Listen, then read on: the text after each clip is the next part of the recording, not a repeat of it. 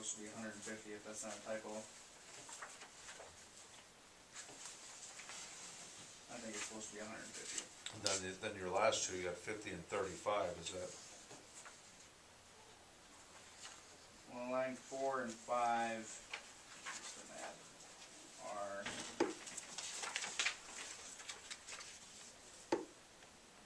line 5 is the stretch from Grove Street to Winona Street, and that kind of has some relatively low flow to it anyway, I think. Okay. So 50 is all right. yeah. In line 5. See, I think that's actually existing, is what you're looking at there is the 50, and then we're looking at 350 gallons per minute with the 8-inch. Yeah, that's existing. That's existing. Yep. So we'll have 350 gallons per minute through system wide. Yep. Okay. That's what I thought. Yep, that's existing. Because that 15 seemed, I seem to recall that was a discussion about one of the choke points that we were having.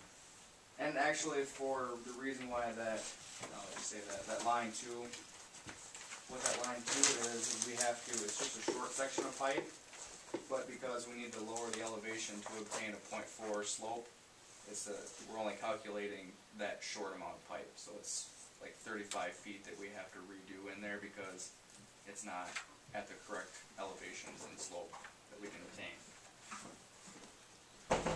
So if we'll leave that manhole on Harry Street, you could stand up in it and you're out of the ground. Yep. The one on Harry Street and the one that's on Highway 16 are very shallow. So we're trying to, lower all that. So when this all starts, is there gonna be like 2 different crews? Depending on the contractor, but yeah, we'd have to be pushing for a 2-crew system. The faster we get it done, the better off everybody's gonna be. Yeah, and there's going to be a bidder's qualification part of our spec book when we bid all the project out, so it'll have to be a process of kind of weeding out, so to say, of the contractors that are going to be unqualified.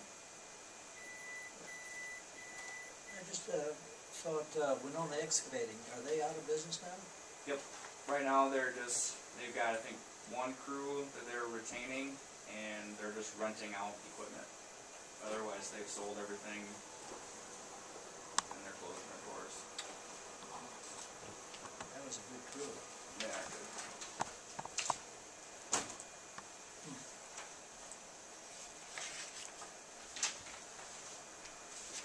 So all these pipes you say are going to have the 4% slope on the sewer mains. Yep. 0.4%, not 4%. Oh, 0.4. So basically as flat as we can make them. That's what the lowest we can go is 0.4%.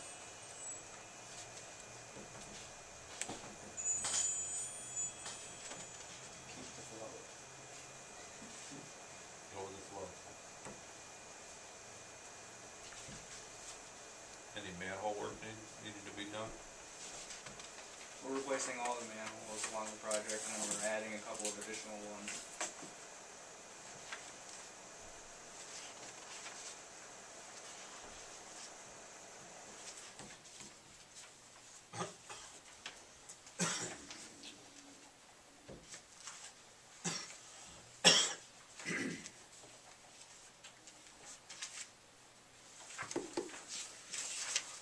Any other questions for Josh?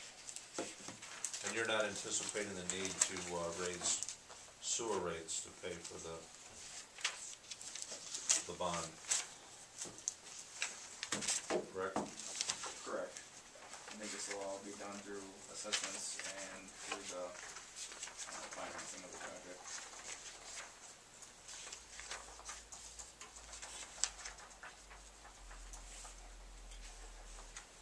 So what do you assess the people on that end of it up there? 50%? 50%. 80. 8? It's a good thing I got an old house. Yeah.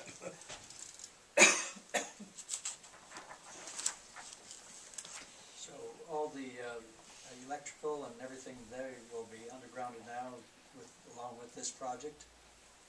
As far as electric goes, we haven't gotten to that process yet. Actually, it'll be coming up this month, so we're gonna have a kind of utility coordination meeting this month to put everybody together, assess what the gas companies wanna do with their line. You know, we're gonna have this whole thing opened up, so if they wanna make adjustments, they can too. We're gonna do that sometime this month or in July. Might as well do it in one crack. Our current thought is we'd stay overhead. We would stay overhead. Really? Yeah. Sure would clean up the looks if you put it underground. And it sure is expensive to do that. Yeah. But the hole is open. We're not gonna bury the electric line in the street. We Even bury if it off the street.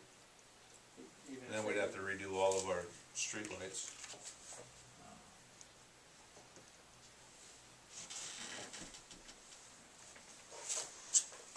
And it affects all the cross-offs from there, all the interconnects, so.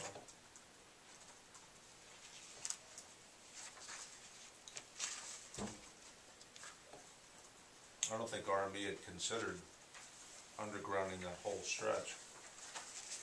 There were some portions back in that area we were talking about, but not the whole thing.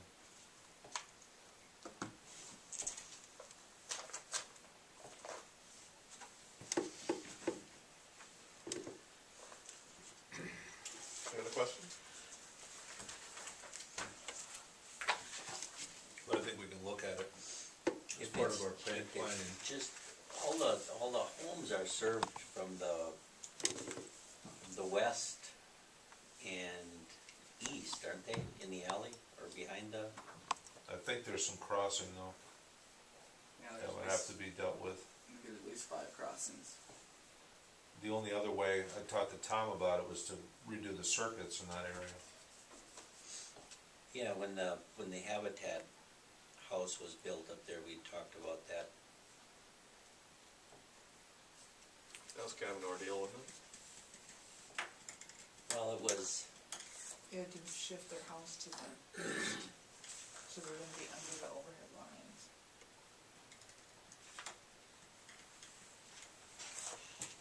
And we had quite a bit of issues with trees in those lines too.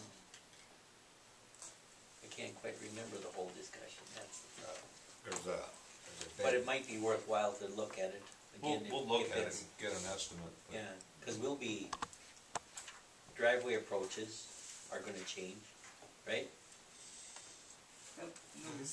And so, maybe it wouldn't be such a bad idea to drop a conduit in the line or, you know, in the boulevard. If we could significantly clean it up, especially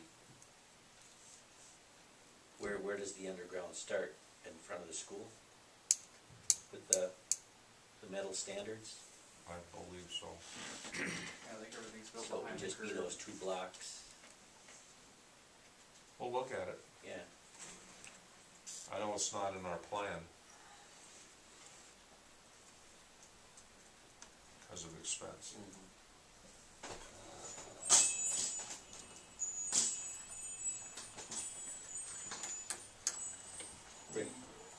I had a quick question, Josh. Is there a percentage that the engineering thinks is I&I on the existing pipes? It's not really so much of a percentage. I think your worst lines that you've got are actually right out here and then going south that way. And then between Grove Street and North Street, there's quite a bit of roots and debris that it's just leaking like a sieve. Once we get those areas cleaned up, it'll just be able to dramatically reduce the flow that's come into the treatment plant since we've done the other projects. So this will just be one more step into closing that off. That's good.